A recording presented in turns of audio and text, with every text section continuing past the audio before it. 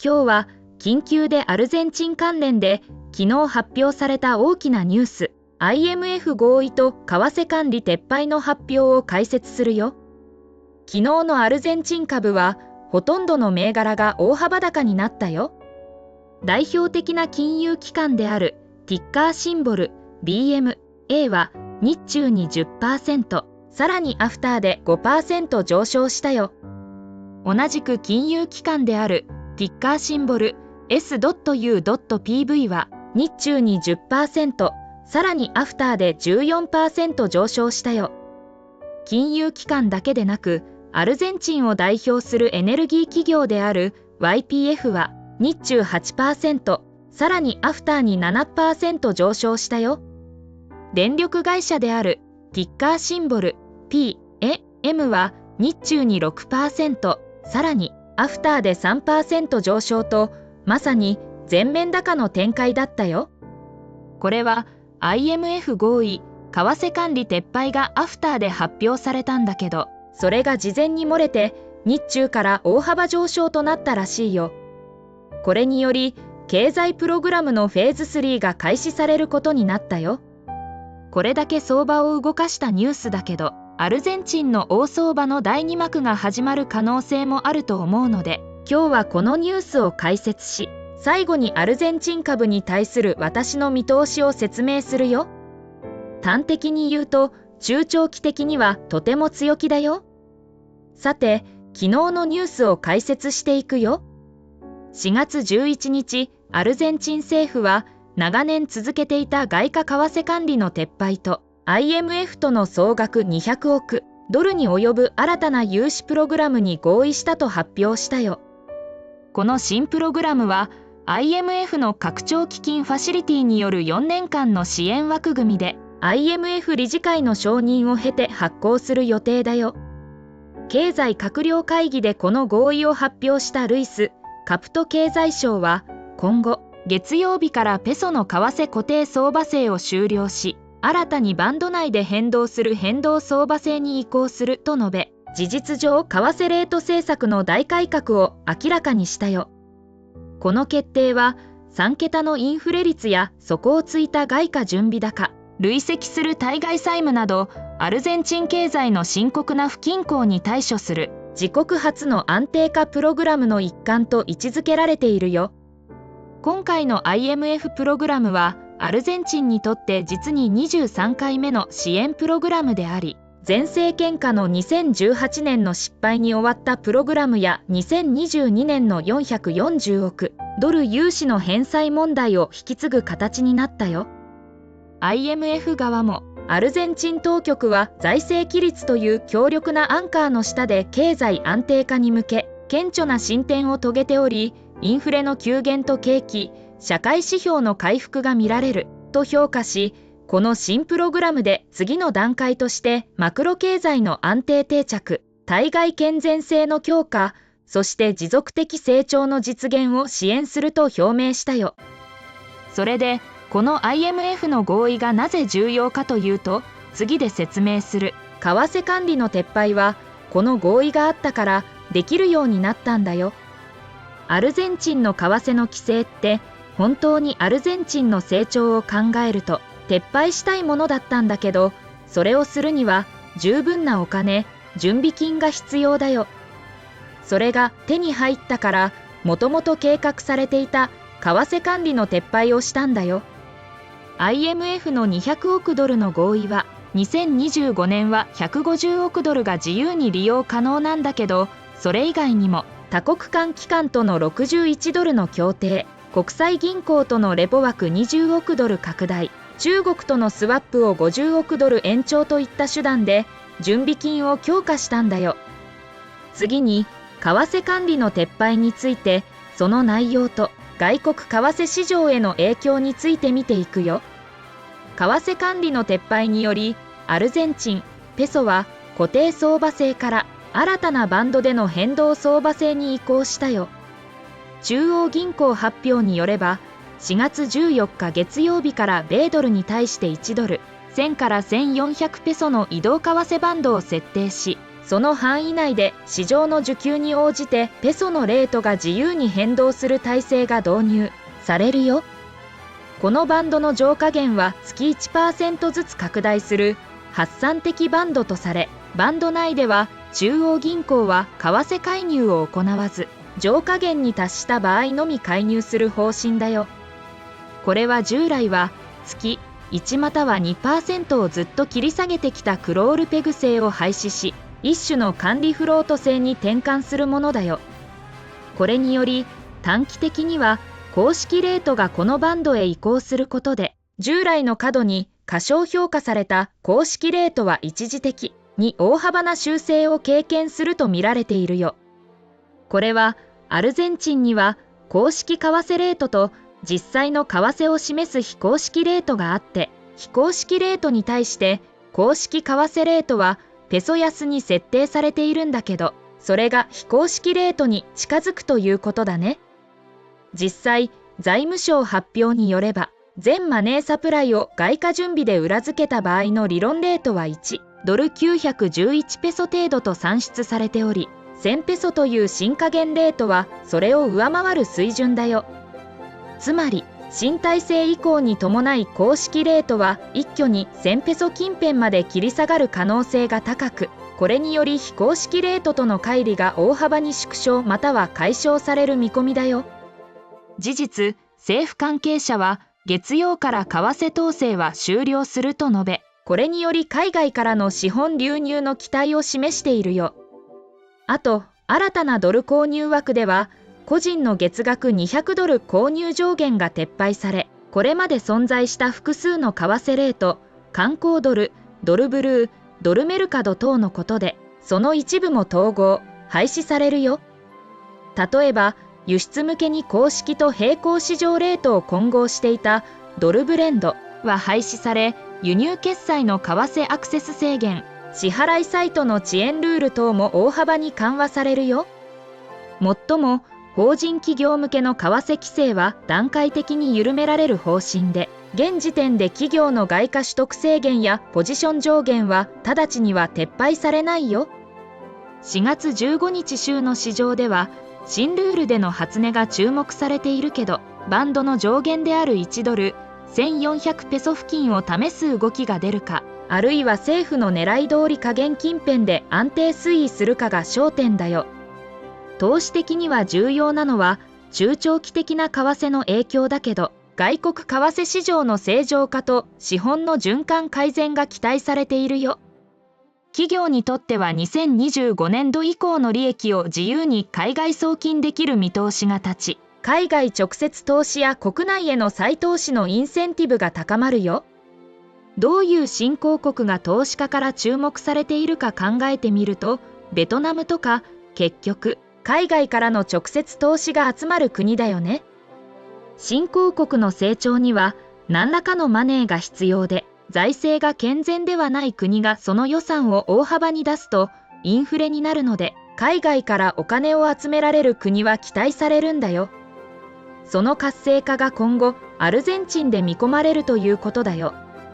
また、多重為替レート解消により輸出入の価格シグナルが明瞭化し、交易条件の歪みが是正されることで、輸出拡大と生産効率向上につながる可能性があるよ。政府は、流通するすべてのペソは中央銀行のドル準備によって裏付けられるようにすると述べていて、為替制度の信認向上を図っているよ。この方針が実現すれば、ペソへの信頼回復から預金のドル化傾向が和らぎ、将来的にはペソ安、ドル高への圧力も緩和するよ。これはどういうことかというと、これまでのインフレにより、ペソの信頼がなく、ドルに交換したがってきたのが過去の経緯だよ。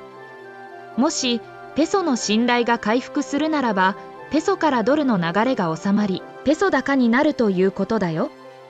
IMF も今回の改革について、通貨、資本規制の撤廃に向けた次の段階に備える上で重要なアンカーになると評価しており、為替自由化が中期的なインフレ低下と経済活性化に寄与すると見ているよ。ここまで為替について説明しているけど、ドル建ての ADR においてはペソ高になると、その分株価が上がるので、為替は非常に重要な要因だよ。それに加えて、輸出拡大による企業業績の向上、海外直接投資が活性化されて、経済成長にもつながる話で、中長期的に株価が上がる要因となっているよ。次にインフレや金利との関係について説明するよ。アルゼンチンは近年年率 100% を超えるインフレに苦しんできたけど、ミレー政権発足後、為替レートを事実上固定気味に抑える為替アンカー政策によりインフレ圧力が一時和らいだ経緯があるよ。実際、2024年後半の貧困率改善はインフレ減速の反映とも言われ、政府はこの間、大胆な財政緊縮とマネタリーターゲットで需要を絞り込んできたよ。しかし、為替統制によるインフレ抑制には持続性がなく、徐々に公式レートの実質価値が低下し、ペソの競争力悪化する副作用が出ているよ。公式ペソの実質為替レートは、2023年8月の前政権のマッサ経済相が実施したデバリュエーション前よりも競争力を喪失した水準にまで上昇しており、輸出減速と輸入膨張を招いていたよ。このため市場では、インフレとの戦いにおいても為替政策の修正が不可避と見られており、今回の変動相場制移行はインフレ抑制策の軌道修正とも位置づけられるよ。短期的にはペソの切り下げによって輸入物価が上昇し、インフレ率に情報圧力がかかる可能性があるよ。例えば輸入燃料や消費財の価格転嫁により、2025年春以降の月次インフレ率が再び跳ね上がるリスクは否定できないよ。しかし政府と中央銀行は IMF 資金で外貨準備を積み増し、ペソの信任を確保することでインフレ期待を抑制できると見ているよ。自由化発表に際し、経済省は中央銀行のバランスシート強化はインフレ減速プロセスを後押しすると述べており、中期的には現在のインフレ率が大幅に低下するとの見通しを示したよ。民間エコノミストからも不確実性が減少することはポジティブであり、これで中央銀行が強化され、中期的にインフレ率は現在よりかなり低い水準まで下がり続けるだろうとの指摘があるよ。実際、IMF はアルゼンチン当局の施策により急速なディスインフレ、インフレ率の低下が実現しつつあると評価しているよ。最後に、これら改革がアルゼンチンの長期的な経済成長と投資環境に与える展望を考察するよ。IMF は今回の合意を持続的で力強い成長への道を切り開く次の段階と位置づけており、実際に公表した経済見通しでは2024年の景気後退を経て2025年にはプラス 5.0% の力強い成長が復活し、2026年も同様に成長が続くと予測しているよ。これは世界全体の予測を大きく上回り、アルゼンチンが今後数年で世界で最も成長する国の一つになるとの楽観的な見方すら示されているよ。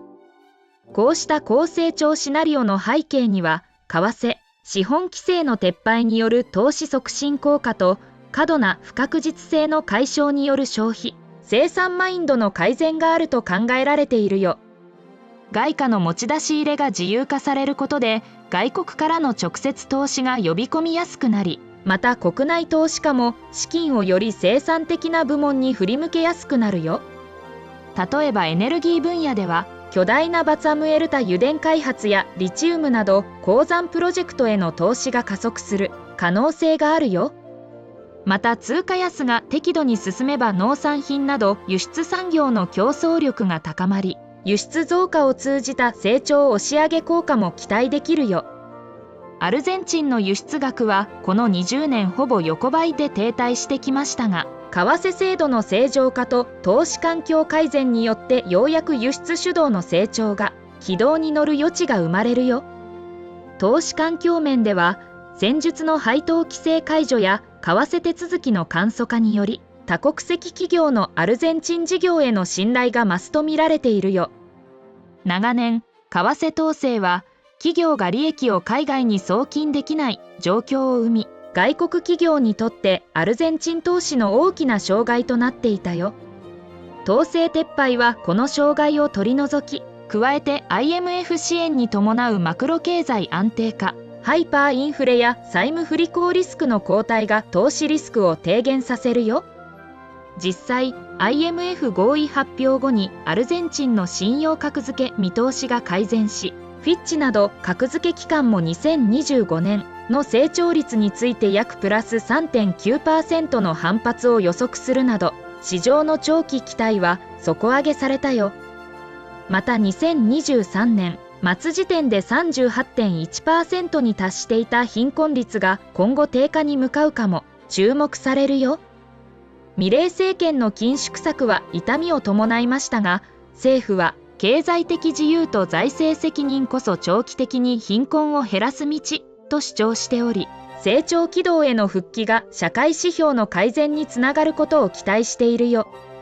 今回のニュースが分かったと思うので、最後にアルゼンチン株への見通しを述べてるよ。この話は次回あたりに新興国投資決定版に関する動画を出す予定で、今作っていて、そこで全く同じ説明をするんだけど、先に教えちゃうね。今後、しばらくは米国は低成長が想定されるよ。詳しくは新興国投資の動画で説明するけど、関税の影響は正直わからないけど、それ以上に政府支出を下げる方向で、政府支出って GDP に結構な割合があるので、それによって成長が鈍化することが想定するよ。そうすると金利が下がり、ドルは弱くなり、世の中で成長している国を投資家が探しに行くよ。そこに高成長の国であるアルゼンチンが見つかると、投資マネーがアルゼンチンに流れることが想定されるよ。海外直接投資の話もしたと思うけど、いろいろな規制撤廃でアルゼンチンにお金が集まりやすくなっていくフェーズが想定されるよ。さらに関税騒動でかなり米ドルが弱くなって、これもポジティブだよね。